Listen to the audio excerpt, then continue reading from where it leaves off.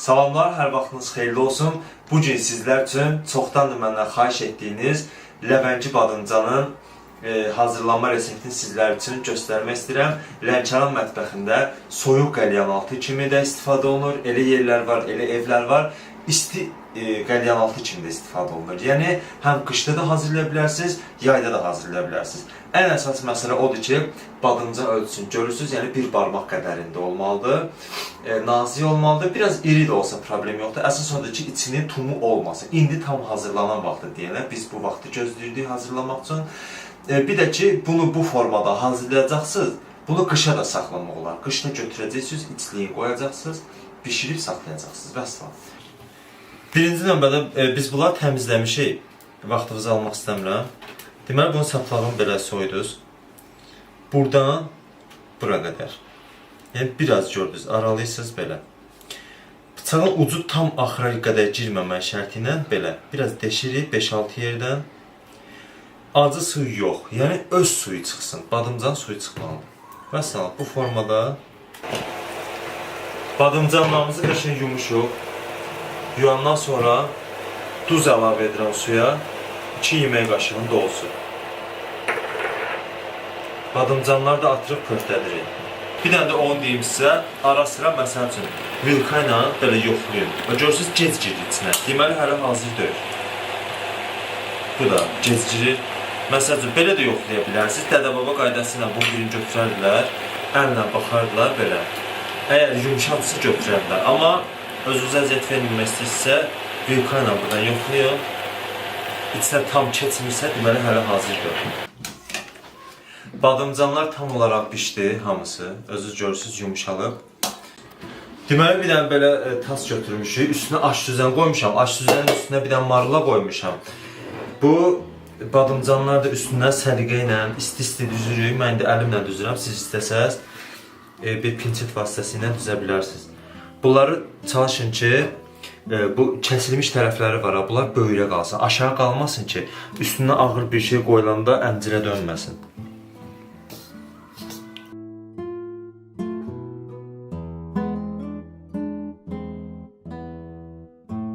Bunu belə düzəndən sonra marlan bu qalan tərəflərini çalışın aşağıda saxlayın öz üstünüzə pas kimi. Bunu belə bükürük.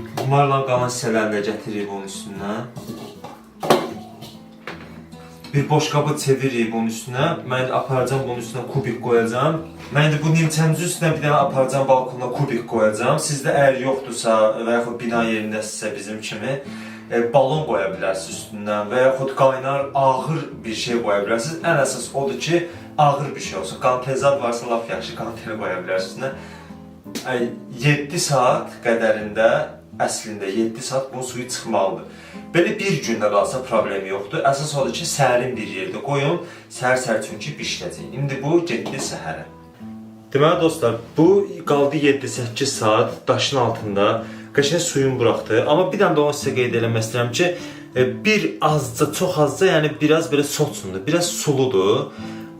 Belə, yəni çox qupquru daş kimi qalmamalıdır. İndi biz bunu hazırlayacağıq. Bir də onu sizə qeyd etmək istəyirəm ki, burada, yəni bunu bu formada göstərmək istəyirəm sizlərə. Pingvin kroklara yığıb, bu formada və yaxud poşetlərə yığıb, qışa saxlamaq olar.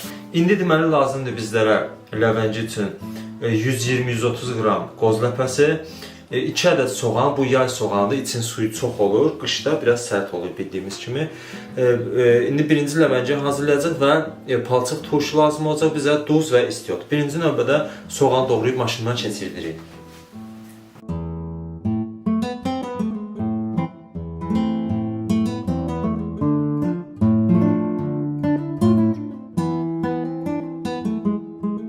Soğan çəkəndən sonra bunu marladan sıxırıq. Çalışın yaxşı sıxın, suyu qalmasın içində. Görürsünüz, yay soğandır, heç sıxmamış bu qədər suyu çıxır. Ona görə də yayda biraz soğan çox istifadə olunur ləvəngi üçün. Dostlar, soğanı sıxdıq, özünüz görürsünüz də nə qədər soğan qaldı, çox azdır. Burada 1 çay qaşığı ərdilmiş kərə yağıdır. Kərə yağını da əlavə edirik ləvəngin içinə ki, buna qəşəng parlaqlıq verir. Çox da qurumağa qoymur, elə qozun öz yağı da var tərkibinə deyənə. Həm də dad fərqi çox gözəl alınır, yəni özünüz hiss eləyəcəksiniz. Buna əlavə edirik yarım çay qaşığı qara istiot, yarım çay qaşığı duz və yarım çay qaşığından biraz çox alçanın palçıq turşusu. Yenə də qeyd etmək istəyirəm, alçan palçıq turşusu çalışın bazarlarda satılırsa bu formada, yəni çox qatı olanlardan alın. Su qatılanlardan çalışın almayın. Bunu ləvənci əllə də hazırlaya bilərsiniz, qaşıqla da hazırlaya bilərsiniz. Seçmiş sizə qalır. Ləvəncimiz hazır oldu. İndi badımcanın turşusunu hazırlayırıq. Buna da lazım olacaq 1 çay qaşığı turşudur, 1 çay qaşığı duz, 1 çay qaşığı istiotdur. Yenə də zövqünüzdən asılıdır. Biraz su əlavə edirik, turşunu açırıq və ədviyyatlarla bir yerdə qarışdırırıq.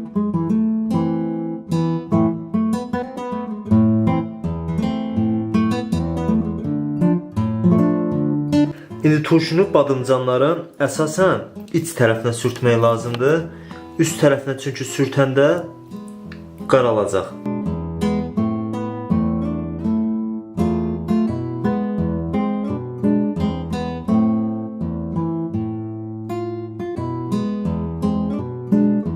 Dostlar, deməli ləvəncimizin də içində duz var.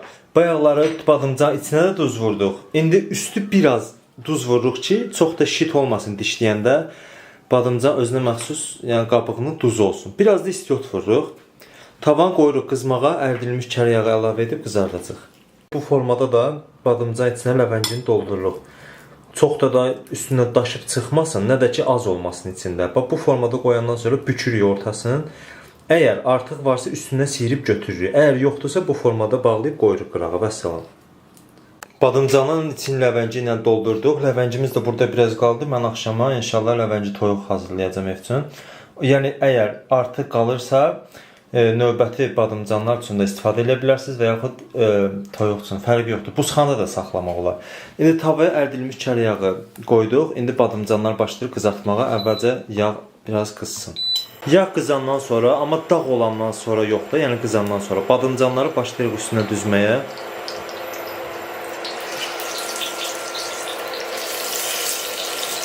Badımcanları çox vanxodda qoyuruq ki, içini, ləvəncisini, soğanları pişməlidir. Ona görə də çox xod vermək olmaz. Badımcanları da qatan qoyuruq, 15 dəqiqə pişir. Təxminən 10 dəqiqədən sonra badımcanları o bir süzlə çevirir. Bir də ehtiyatlı olun ki, ləvəncisi dağılmasın.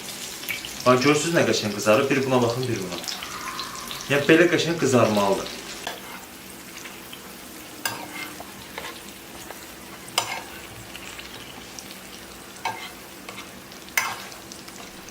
Yenidən qapağını qoyuram, 10 dəqiqədə bu bir süzü qızarır.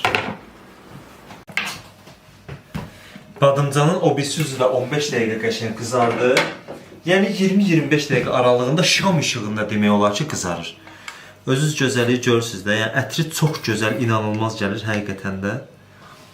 Bunu bir dənə götürəndə ehtiyatla götürün ki, çox da dağıtmayasınız.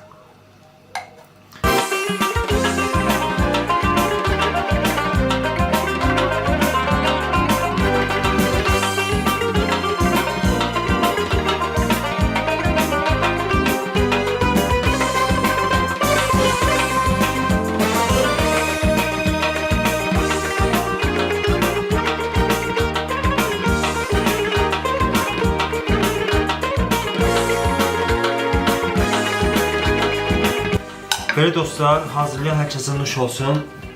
İnşallah növbəti videolarımızda görüşənə qədər Allah'a əmanət qalın. Videolarımızı sevsinizsə, sevdiklərinizlə paylaşmağı unutmayın. Bir də bəyənin. Və bir də ki dostlar, bu reseptlə hazırladığımız bütün reseptlərinizi Instagram üzərindən göndərə bilərsiniz bizə və biz də sizin adınızla paylaşarıq inşallah. Seçmə badımcan olmalıdır, gördüyünüz kimi. Xırda badımcandan çox da əla alınır.